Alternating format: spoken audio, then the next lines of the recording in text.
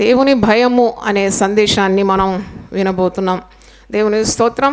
దేవుని భయము అని మాట మీరు పరిశుద్ధ గ్రంథంలో చూస్తారు. You keep reading this word, the fear of God.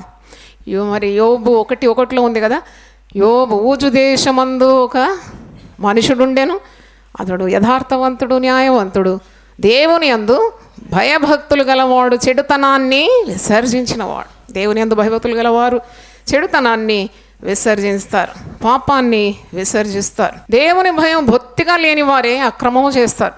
దేవుని భయం వారికి బొత్తిగా లేదని 36వ కీర్తన 1వ వచనంలో ఉన్నది. దేవుని భయము వారికి లేదు, అందుకే వారి జీవితాలు మరి పాపము చేటుకు గురవుతుంది. If they fear God they will be away from all evil. దేవుని యందు భయభక్తులు కలిగి ఉంట జ్ఞానానికి మూలమని సామెతలు 1:7 ఉంది. దేవుని యందు భయభక్తులు కలిగి ఉంట నీకు ఆయుస్సుకు, ఆరోగ్యానికి కారణమవుతుందని మరి సామెతలు 9 ఒకసారి చూడండి. సామెతలు 9లో ఒక మాట ఉంది, 10 9th Proverbs 9 chapter 10th verse. యెహోవా యందు భయభక్తులు కలిగి ఉండుటే జ్ఞానమునకు మూలం, పరిశుద్ధ దేవుని గురించిన తెలివి వివేచనకు ఆధారము. దేవుని స్తోత్రం, హల్లెలూయా. దేవుని భయము ఎంత గొప్ప ఐశ్వర్యము అని యెషయా 33లో ఉంది. దేవుని భయం ఒక ఐశ్వర్యంగా మారిపోతుంది నీకు. దేవుని భయం వల్ల గొప్ప లాభం అంట. దేవునికి స్తోత్రం, హల్లెలూయా. గొప్ప లాభం, ఎందుకంటే దేవుని భయం ఉన్నవాడు చెడుతనానికి దూరంగా ఉంటాడు, వ్యర్థమైన ఖర్చులకు దూరంగా ఉంటాడు. దేవుని భయం గలవాడు త్రాగాడు, దేవుని భయం గలవాడు సినిమాలకు వెళ్ళాడు, దేవుని భయం గలవాడు వ్యర్థంగా తన కష్టార్జితాన్ని మరి అది ఖర్చు చేయడు. చూడండి ఎంత ఐశ్వర్యము దేవుని భయం ఉంటే. ఒక భయంకరమైన త్రాగుబోతు మారినప్పుడు నేను వారి సాక్ష్యం విన్నాను. వారి కుటుంబంలో చెప్పినారు, ఎంత డబ్బు మిగిలిపోతుందమ్మా ఇప్పుడు, ఎందుకంటే మా వారు త్రాగుడు ఆపేసినాడు, ఆ డబ్బులన్నీ ఇప్పుడు నేను పిల్లలకు ఖర్చు చేస్తున్నాను. దేవుని స్తోత్రం. అందుకే దేవుని భయము చాలా అవసరమని మనం నేర్చుకుంటున్నాం. భక్తిహీనుల హృదయంలో మరి వారి అంతరింద్రియంలో దేవోక్తి వలె పలుకుతుందంట. ఏమని? వాని దృష్టి వల్ల దేవుని భయము బొత్తిగా లేదు. భక్తిని హృదయంలో మరి అంతరింద్రియంలో ఆ భక్తిహీనత, పాపము దేవోక్తి వల్లే పలుకుతుంది. వాని హృదయంలో దేవుని భయము బొత్తిగా లేదు.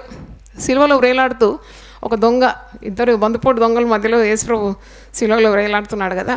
ఒకడు యేసు ప్రభువును నిందిస్తూ ఉన్నాడు, మరి ఒకడు యేసు ప్రభుతో విజ్ఞాపన చేస్తున్నాడు. లూకాసు వార్త 23:39 నుండి చదువుతున్నాను. Luke 23:39 onwards. వేలాడవేయబడిన ఆ నేరస్తుల్లో ఒకడు ఆయనను దూషించుచు, నీవు క్రీస్తు కదా, నిన్ను నీవు రక్షించుకునము, మమ్మను కూడా రక్షించమని చెప్పాను. అయితే రెండో వాడు వాడిని గద్దించి, నీవు అదే శిక్షావిధిలో ఉన్నావు గనుక దేవునికి భయపడవా? మనకైతే ఇది న్యాయమే, మనం చేసిన వాటికి తగిన ఫలం పొందుచున్నాం, కానీ ఈయన ఏ తప్పిదమును చేయలేదని చెప్పి ఆయనను చూచి, యేసు నీవు నీ రాజ్యంలోనికి వచ్చినప్పుడు నన్ను జ్ఞాపకము చేసుకొనుమనెను. అందుకు ఆయన వానితో, నేడు నీవు నాతో కూడా పరదేశులో ఉందువని నిశ్చయముగా చెప్పుచున్నానని. అంటే ఒకడు చూడండి, ఇద్దరు అదే శిక్షావిధిలో ఉన్నారు. ఒకడేమో యేసుప్రభు నిందిస్తున్నాడు, భక్తిహీనుడు అనమాట, దేవుని భయం లేనివాడు. యేసును, పవిత్రుడైన, పరిశుద్ధుడైన, నిష్కల్మషుడైన యేసుప్రభును నిందిస్తున్నాడు. మరి ఒకడు అంటున్నాడు, నీకు దేవుని భయం లేదా? మనమైతే తప్పు చేసి శిక్ష అనుభవిస్తున్నాం, ఏ నేరము చేయకుండా మరి తను శిక్షావిధి పొందుతున్నాడు కదా, నువ్వు దేవునికి భయపడవా? ఎంత మంచి మాట, దేవుని స్తోత్రం. నువ్వు దేవునికి భయపడవా? ఈరోజు మరి పరిశుద్ధాత్ముడు మనతో మాట్లాడుతున్నాడు, దేవునికి భయపడవా? దేవునికి భయపడి పాపం చేయకు. మరి తప్పకుండా దేవుని వాక్యం మీతో మాట్లాడుతుంది. దేవుడు నాకు ఇచ్చిన వర్తమానం మీకు తప్పకుండా మీ హృదయంలోకి దూసుకొని పోవాలి, మిమ్మల్ని సరిచేయాలి. దేవుని వాక్యము 2 అంచులు గల ఆత్మ ఖడ్గము. ఏ పాపంలో ఉన్నావు ఈరోజు, ఆ పాపం నీకు ఎప్పుడు నెమ్మది ఇవ్వదు. ఆ పాపం వల్ల నీకు శిక్ష, ఆ పాపం వల్ల నీకు శాపం, ఆ పాపం వల్ల నీకు నరకం. కాబట్టి ఆ పాపాన్ని వదిలిపెట్టాలి. చెడుతనమును విసర్జించటయే దేవుని యందు భయభక్తులు కలిగి ఉండడం. కొందరు ఈ జీవితంలో పాపమే తాండవం ఆడుతూ ఉంటుంది, మళ్ళీ భక్తి ముసుగులో అన్ని కార్యాలు చేస్తూ ఉంటారు, గుడికి వస్తుంటారు, పాటలు పాడుతుంటారు, వాక్యం చేస్తుంటారు, ఇవన్నీ చెల్లిపోతుందని అనుకుంటున్నారు. దేవుని దగ్గర ఏ పాపము చెల్లదు. దేవుని దగ్గర ఏ పాపము చెల్లదు. నో కౌంటర్ఫిట్ కాయిన్ అంటే చెల్లని పనులు అన్నమాట ఇవి. అందుకంటే నన్ను ఆరాధించేవాడు ఆత్మతో సత్యముతో ఆరాధించాలి. దేవుని కార్యాలు చేసేవాడు పరిశుద్ధంగానే ఉండాలి. దేవుని ఆలయంకి వచ్చేవారు పరిశుద్ధంగా ఉండాలి. ఎందుకంటే దేవుడు పరిశుద్ధుడు. పరిశుద్ధత లేకుండా దేవుని ఎవడునో చూడలేడు. No one can see God without holiness. కాబట్టి భయముతో వణుకుతో ఆయనను సేవించాలంట. దేవుని స్తోత్రం. చెప్పలు కూడా దేవుని స్తుతించండి. భయముతో వణుకుతో ఆయన ఇచ్చే రక్షణను నీవేం చేయాలి? కొనసాగించాలి. దేవునికి భయపడాలి. ఒక వ్యక్తి గురించి ఈరోజు నాకు జ్ఞాపకం వచ్చింది. లూకా సువార్త 18వ అధ్యాయంలో ఒక అన్యాయస్తుడైన న్యాయాధిపతి, ఇతడు దేవునికి భయపడట, మనుషులను లక్ష్య పెట్టాడట. లూకా 18 చూడండి, 2వ వచనం. దేవునికి భయపడకయు మనుషులను లక్ష్య పెట్టకయు ఉండు ఒక న్యాయాధిపతి ఒక పట్టణములో ఉండేను. అంటే దేవుని భయం లేదట, మనుషుల భయం లేదట.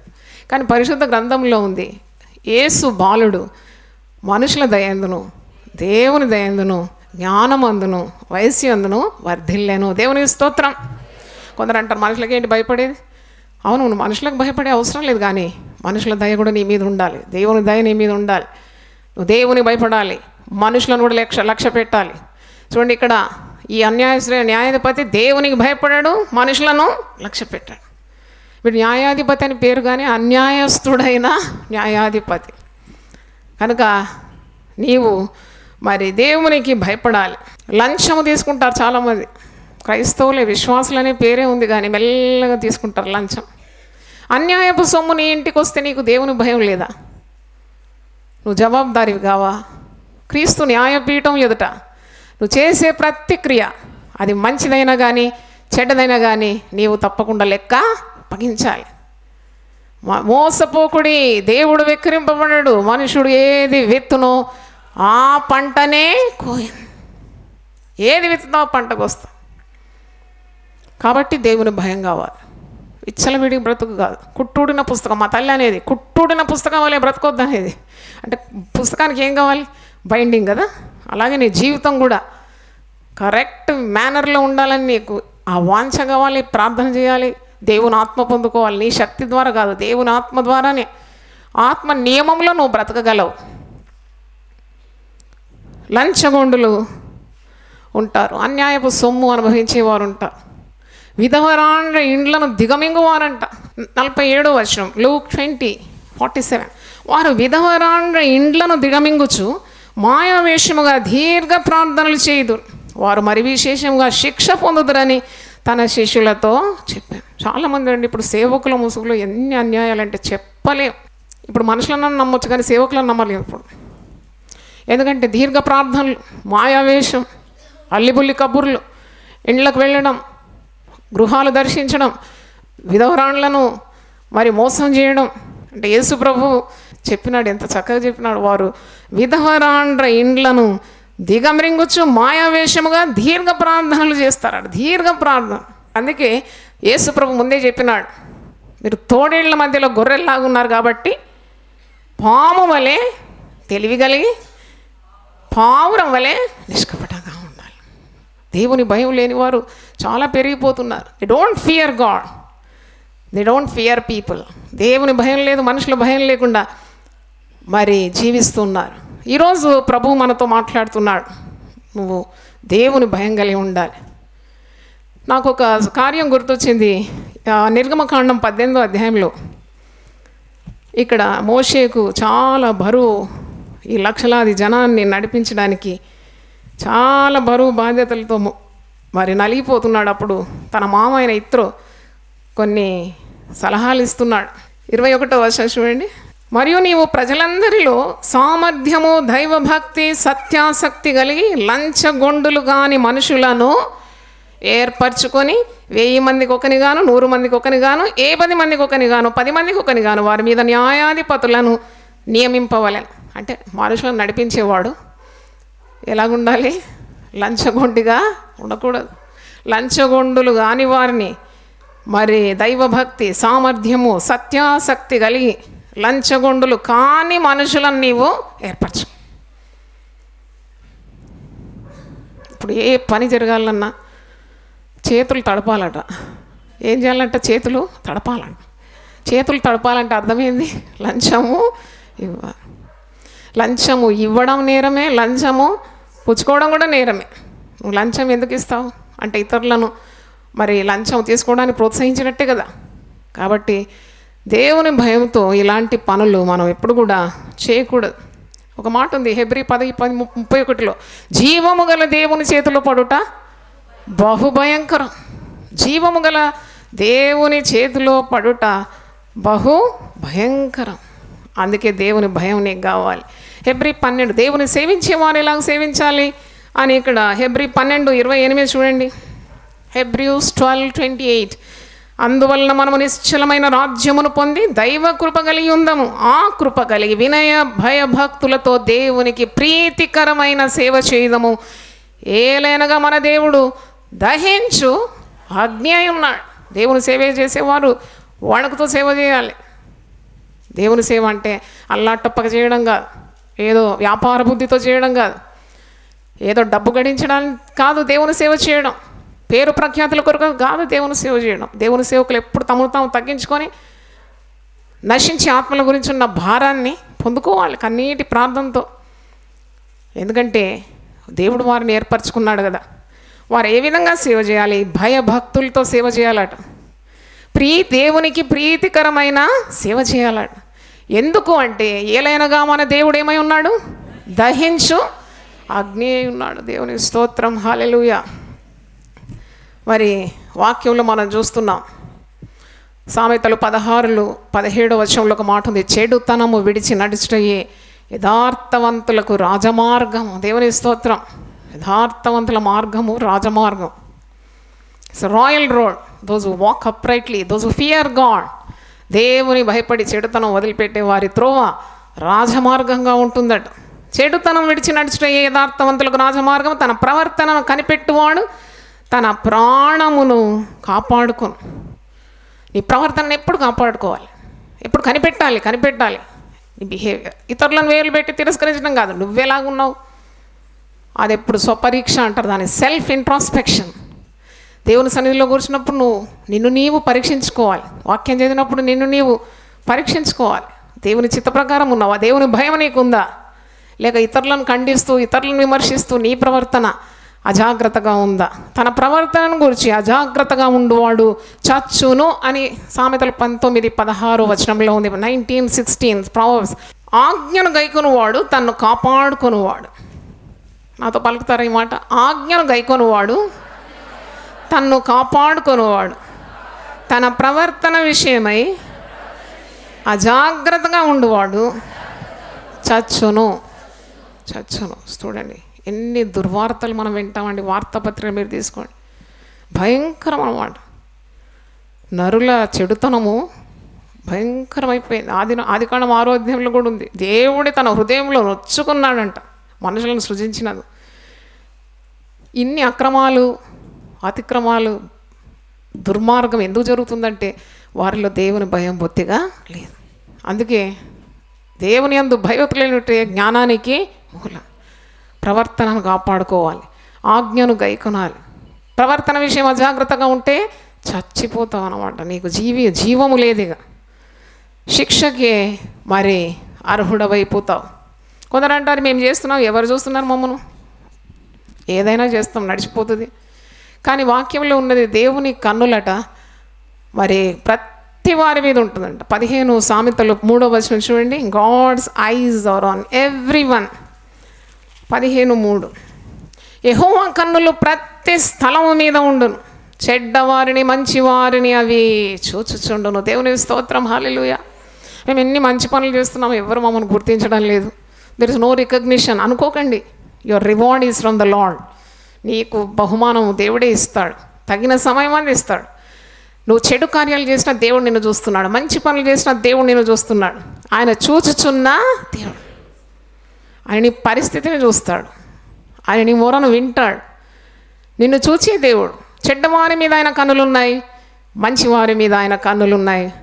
యథార్థవంతులను బలపరచుటకు ఆయన కనుదృష్టి లోకమంతా సంచరిస్తుంది. దేవుని స్తోత్రం, హల్లెలూయా.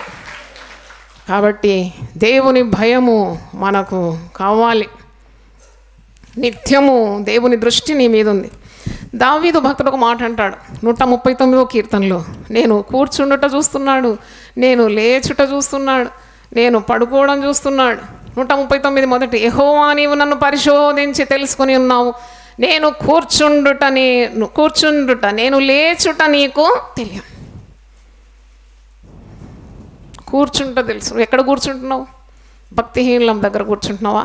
అపహాసకులంతో సాంగత్యం చేస్తున్నావా? మరి పాపులతో నడుస్తున్నావా? వాక్యం ఉంది కదా, మొదటి కీర్తనలో ఏముంది? దుష్టుల ఆలోచన చొప్పున నడవక, పాపుల మార్గమున నిలవక, అపహాసకులు కూర్చుండు చోట కూర్చుండక. నువ్వు దేవునితో నడవాలి. దివారాత్రం దేవుని వాక్యం ధ్యానించాలి. ఇక్కడ చూడండి, యెహోవా నీవు నన్ను పరిశోధించి తెలుసుకొని ఉన్నావు, నేను కూర్చుండుట నేను లేచుట నీకు తెలియను, నాకు తలంపు పుట్టక మునిపే నీవు నా మనసును గ్రహించున్నావు. తలంపు నీకు రాకముందే దేవుని తెలుసు. అందుకే దేవుని సహాయం అడగాలి. అటు తలంపులే రాకుండా, చెడు తలంపులు రాకుండా ప్రార్థన చేయాలి. దేవుడు ఇస్తాడు అట్టి శక్తిని. God will give you that power. నీ తలంపులకు, నీ ఆలోచనలకు దేవుడు కావలి ఉంటాడు.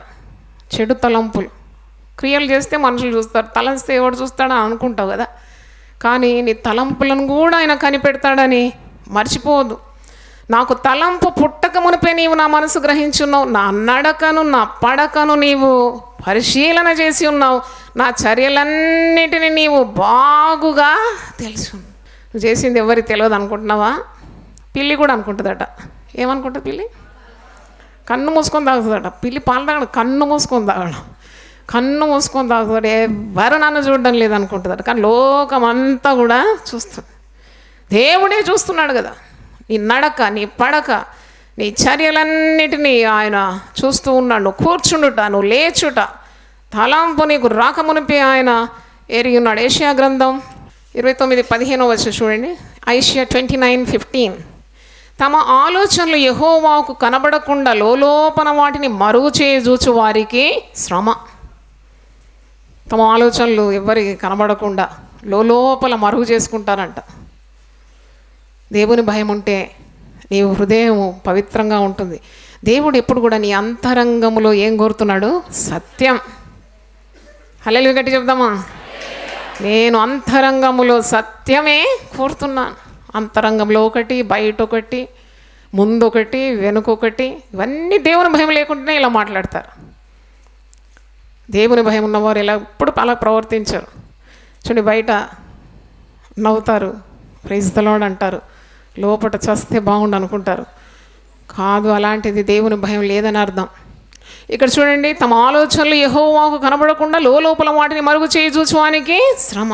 మమ్మునెవరు చూచెదరు, మా పని ఎవరికి తెలియను అనుకొని చీకటిలో తమ క్రియలు జరిగించు వారికి శ్రమ. శ్రమ అంటే ఇక శిక్ష అన్నమాట. దేవుడు తప్పకుండా తన బిడ్డలను శిక్షిస్తాడు. దేవుడు తను ప్రేమించే వారిని గద్దిస్తాడు, శిక్షిస్తాడు. నువ్వు అనుకుంటున్నావు you cannot escape God's discipline అనుకోకు. తప్పు చేసి చెల్లిపోతుంది అని దేవుడు చూడలేదు అనుకోకు, మనుషులు చూడలేదు అనుకోకు. ఆ తప్పుకు తప్పకుండా నీవు వెల చెల్లించాల్సి వస్తుంది. Because God loves you. దేవుడు నిన్ను ప్రేమిస్తున్నాడు కాబట్టి తప్పకుండా నేనేం చేస్తాడు? శిక్షిస్తాడు. తల్లిదండ్రులు తమ పిల్లల్ని ఎంతో ప్రేమిస్తారు కదండి, కావాల్సినవన్నీ ఇస్తారు. వారి కొరకే కదా శ్రమ పడేది, కూడబెట్టేది. అయినా వారు తప్పు చేస్తే ఊరుకుంటారా? తప్పకుండా బెత్తము వాడతారు. అలాగే అనమాట దేవుడు కూడా. దేవుడు ఎప్పుడు శిక్షిస్తాడని కాదు, దేవుడు ప్రేమిస్తున్నాడు కాబట్టి నేనేం చేస్తాడు? శిక్షిస్తాడు. సామెతలు 3:11-12 ఉంది చూడండి. Proverbs 3:11-12, నా కుమారుడా, యెహోవా శిక్షను తృణీకరింపవద్దు, ఆయన గద్దింపునకు విసుగవద్దు. తండ్రి తనకు ఇష్టుడైన కుమారుని గద్దించు రీతిగా యెహోవా తాను ప్రేమించు వారిని గద్దించు. హల్లెలూయా.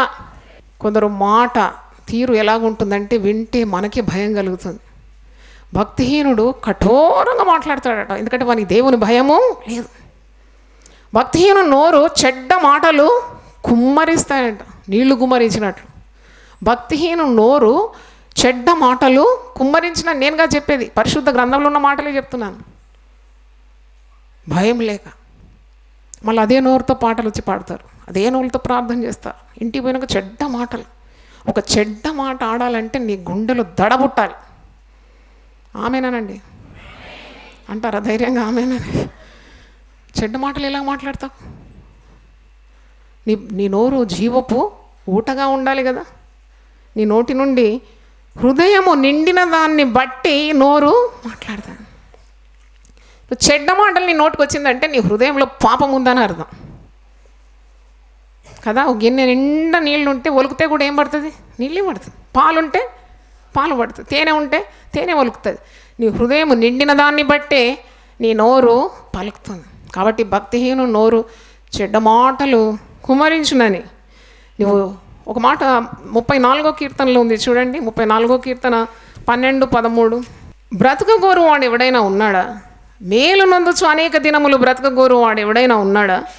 చెడ్డ మాటలు పలకకుండా నీ నాలుకను, కపటమైన మాటలు పలకకుండా నీ పెదవులను కాచుకొనుము. చెడ్డ మాటలు పలకకుండా నీ నోరును, కపటమైన మాటలు పలకకుండా నీ పెదవులను కాచుకుంటేనే నీకు ఆయుస్సు ఉంటుంది. నీకు బ్రతకాలని ఆశ ఉందా?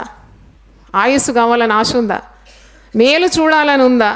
బ్రతకగోరు వాడు ఎవడున్నా మరి మేలు నొందాలి దేవుని దగ్గర అంటే తప్పకుండా కపటమైన మాటలు పలకకుండా పెదవులను కాచుకోవాలని మనం చూస్తున్నాము. దేవుని స్తోత్రం.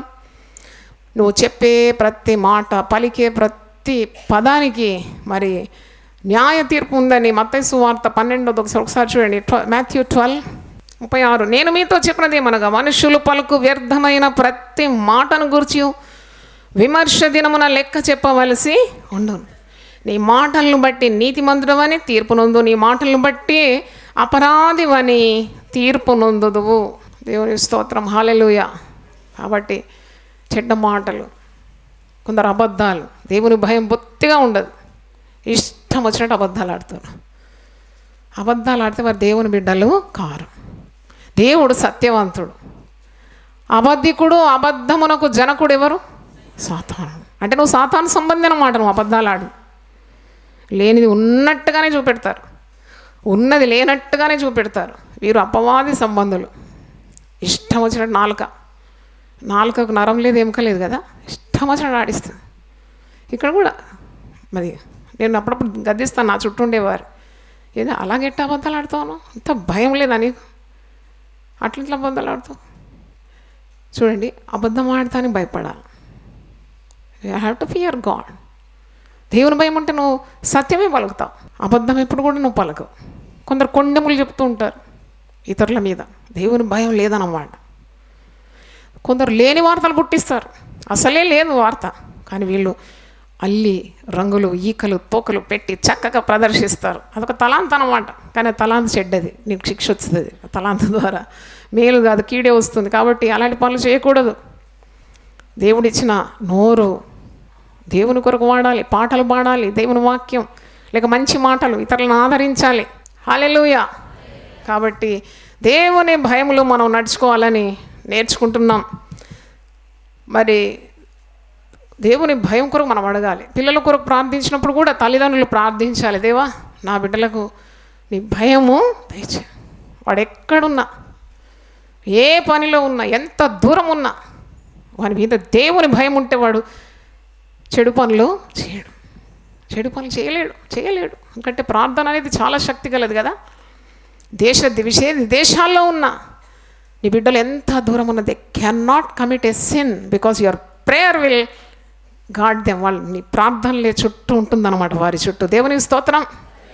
దేవుని భయం, నీ పిల్లలకు దేవుని భయం, నీ కుటుంబంలో దేవుని భయం, నువ్వు ఉండే ప్రదేశంలో దేవుని భయం. నేను పరిశుద్ధ గ్రంథంలో చదివాను, ఆ ప్రదేశం మీద దేవుని భయం ఉండేను, వారి మీద దేవుని భయం ఉండేను అని పాత నిబంధనలో ఉంది. కాబట్టి చివరిగా ఒక మాట చెప్పి నేను ముగిస్తాను. ప్రసంగి గ్రంథం 12వ అధ్యాయంలో ఉంది, చివరికి తేలిన ఫలితం ఏంటి? ప్రసంగి 12:13-14, పేజ్ నెంబర్ 562, పాత నిబంధన. ప్రసంగి 12:13-14. ఇదంతా వినిన తర్వాత తేలిన ఫలితార్థం ఇదే, దేవుని యందు భయభక్తులు కలిగి ఉండి ఆయన కట్టడలను అనుసరించి నడుచుండవలెను. మానవ కోటికి ఇదియే విధి. ఇంతకంటే మించింది లేదని అర్థం. మానవ కోటికి ఇదియే విధి. దేవుని యందు భయభక్తులు కలిగి ఆయన కట్టడలను అనుసరించాలి. మరి ఆయన భయపడాలి. మానవ కోటికి ఇదియే విధి. గూఢమైన ప్రతి అంశమును గూర్చి దేవుడు విమర్శ చేయనప్పుడు ఆయన ప్రతి క్రియను, అది మంచిదే కానీ చెడ్డదే కానీ, తీర్పులోనికి తెచ్చు. మంచిదే కానీ చెడ్డదే కానీ దేవుడు తీర్పులోనికి తెస్తాడు. దేవుని స్తోత్రం, హల్లెలూయా. ఒకసారి దేవుని భయం మనం అడుగుదాం. అందరు లేచిబండి ప్రార్థన చేద్దాం. ప్రభువా, నీ పరిశుద్ధ నామమునకు స్తోత్రం. మా అందరితో నీవు మాట్లాడినావు తండ్రి. నీ వాక్యము రెండంచులు గల ఆత్మ ఖడ్గమై ఉంది ప్రభు. ప్రతి ఒక్కరితో మాట్లాడి నీ వాక్యం కొరకు వందనాలు చెల్లిస్తున్నాం. మమ్మల్ని ఎవరు చూస్తారు, మా పనులు ఎవరు కనిపెడతారు అని అనుకున్న ఈరోజు వారికి మారు మనసు దయచేయమని ప్రార్థిస్తున్నాను. చెడుతనాన్ని విసర్జించడానికి ఉన్న మనసు దయచేయమని ప్రార్థిస్తున్నాను. పాపాన్ని వదిలిపెట్టడానికి ఉన్న కృప దయచేయమని ప్రార్థిస్తున్నాను. పాపం తప్పకుండా పట్టుకుంటుంది నాయన, ఆ భయం దయచేయమని ప్రార్థిస్తున్నాను. దేవుని యందు భయభక్తులు కలిగి ఉండడానికి సహాయం దయచేయండి. దేవుని భయమే మాకు ఐశ్వర్యం అని వాక్యంలో ఉంది. దేవుని భయం వల్ల గొప్ప లాభం అని వాక్యంలో ఉంది నాయన. దేవుని భయం మాకు దయచేయమని ప్రార్థిస్తున్నాను నాయన. ప్రతి ఒక్కరికి దేవుని భయం దయచేయమని, టీవీ ద్వారా వర్తమానం విన్నవారికి కూడా దేవుని భయం దయచేయమని ప్రార్థిస్తున్నాను. గొప్ప దేవ, ప్రతి ఒక్కరిని ఆశీర్వదించిన అనుగ్రహించిన రక్షణను భయంతో వణకుతో కొనసాగించడానికి కృప దయచేయమని యేసు పరిశుద్ధ నామములో అడిగి వేడుకుంటున్నాను తండ్రి. ఆమేన్. స్తోత్రం. దేవుడు మనల్ని సమృద్ధిగా దీవించునుగా.